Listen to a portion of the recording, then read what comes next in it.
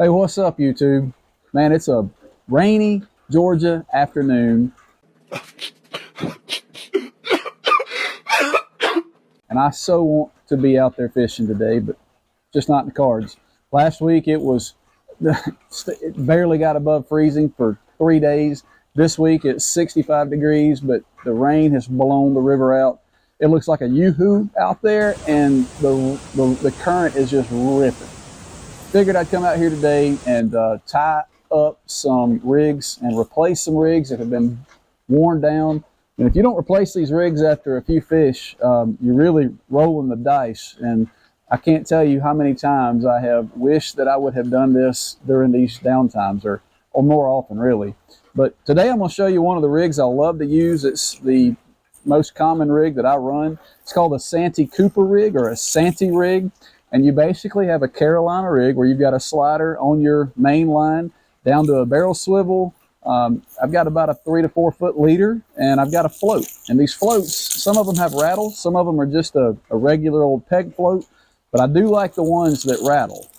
I've got a Head & Zara Spook style float, and it gives it some buoyancy, and it keeps my bait up off of the bottom. But I'll tie that on for you today, show you the kind of hook I use. Just really trying to get out here and find something to do and get some content going. Speaking of content, thank y'all for liking and subscribing to Captain Ken Fishing. It means a lot. Trying to get this YouTube thing going, and maybe one day I can get monetized. That would be awesome if I could go fishing and get paid to go out here and make a video every now and again. How cool would that be? So if you haven't already, hit that like button, hit that subscribe button, and share with your friends. I really would appreciate it.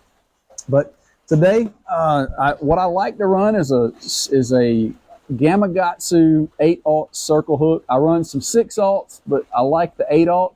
And the reason I like the Gamakatsu is because it has a much wider gap than your other 8/0 hooks. Now, this is an inline circle hook, meaning that the neck of the hook is not curved out. But the gap right here is important, especially for those big catfish. Whenever they try to get this bait, you really want that big, thick lip that they've got to be able to fit down through that gap so that this hook does its job. Now, a circle hook works a lot differently. You do not set a circle hook like you do a J hook. A J hook, you want to snatch his soul whenever you pick up the rod and set the hook. But a circle hook, you just want to put pressure, and then let them do the work. As they start to peel out and pull against your tension, that circle hook sets into the corner of that mouth, and it gets seated, and it just hooks in, and they can't turn it loose. But an 8/0 Gamakatsu has a little bit more of a gap here, and a lot of times I'll take it and I'll offset it. So I'll take this part right here, and I'll bend the tip over just a little bit to give it probably 5 to 10 degrees offset. But I like that straight neck. And I'll show you why here in a second whenever I tie the snell knot on here. So the leader material that I use is 50-pound mono. There's nothing special about this. This happens to be Berkley Trilene Big Game. And I probably cut off about 4 foot of it initially. And this snell knot, this is a no-knot snell knot. It blows my mind how this works. So you take your line, you come through the back of the eyelet, hold it down, and you literally just wrap it 2, 3, 4, 5, 6, 7, 8, 9, 10 times, whatever.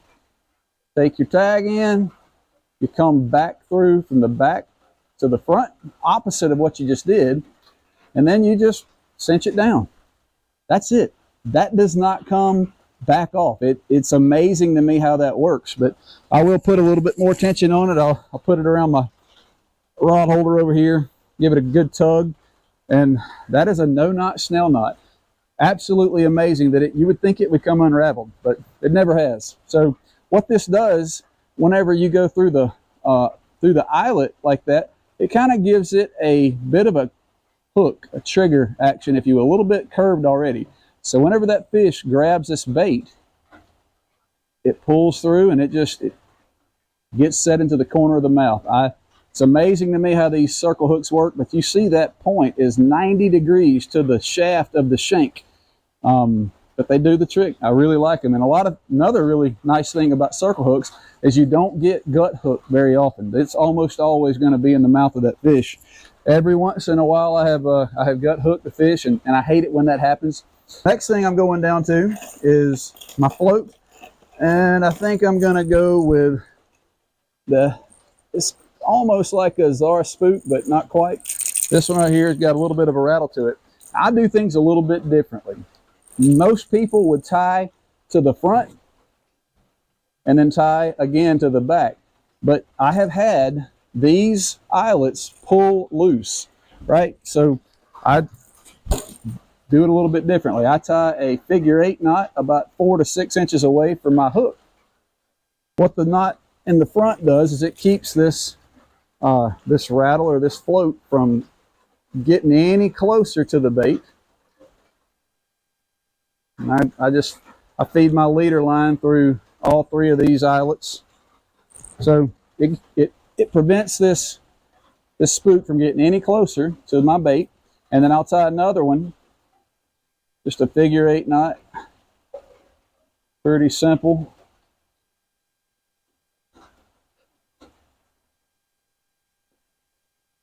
And the back. And I try to pull it as close down to that guy as I can. And what it does is it's going to not let that float slide up or down, because if you don't tie those knots, this float will slide all the way to the bait, or it'll slide all the way back to where your weights are. But I keep that leader line intact. I know those knots create a point of weakness, but I haven't had one break yet. So it's about a 3 foot long leader. I'll take my neck knot and I'm going to come down to my barrel swivel, and I like polymer knots. Polymer knots have always been very good. It's a super easy knot to tie. But if you tie this particular rig starting at the hook and you work your way back towards the rod, you can tie your hook, you can get your float on there, you can get your swivel on there, and you can tie these polymer knots all the way around. If you start the other way, you're not going to be able to get many polymer knots on there. But cut the tag end off. Catfish are not line shy, so they don't. I like the catfish. I like the striper fish, but I like the catfish. Striper are definitely a lot more line shy than these catfish are, but the catfish don't care. So if you got a long tail, tag end still there, it doesn't matter. So polymer knot there. My main line that I run is 30-pound mono. I like the high vis. I don't know if that's going to show up on the camera or not, but that's the high vis yellow. I think this is made by P-Line. Before you tie your next knot, you want to slide your stuff on there. Now I run a sinker slide, and what that allows me to do, this one you can actually take it on and off without untying, but it's a whole lot easier just to go ahead and slip it on there now. I used to run inline sliders, but it kept an inline sinker, and when you do that, you're committed to that weight. With this sinker slide, now what I'm running is a disc sinker. This particular one is 5 ounces, and you can change these out. You can go lighter, you can go heavier, whatever you need to do. But I'm sliding my sinker slide on my main line. The next thing down is a bead. This is a glass bead, and what that does is as this sinker slide comes down there and bumps up against your swivel that I'll tie on next, it just prevents that knot from getting banged up quite so bad. So now I've got one more polymer knot to tie before we are complete. I don't know if the rain is coming through on the audio, but it is pouring out here. And all that's going to do is make that river even muddier. I don't like that. So I didn't quite get that knot wet. And you see how kinked up that is? I'm going to have to cut that and retie that. That burnt that line a little bit. And anytime you do that, it's just going to cause a weak spot on your line. So cut that off. Oh, that twisted up, kinked up line. I'm going to cut it off. We're going to go again. All right. Give myself a little bit more leniency on this one. There we go. Got that one nice and smooth, slicked down really good. All right. So, last thing to do is put your weight on here, and like I said, what I've been running lately is a 5-ounce disc sinker.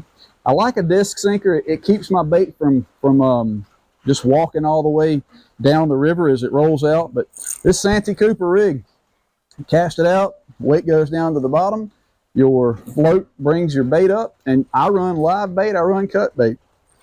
But it's got a good rattle to it, and as that water is just moving through there, you got scent going through there, you got action, you got noise. But anyway, that's it. So hope you guys learned something from this video, and like I said before, I'm trying to make a go at this YouTube thing, so I'd really like it if you were to like and subscribe, share this video with your friends, and hope you all catch a monster. Take care.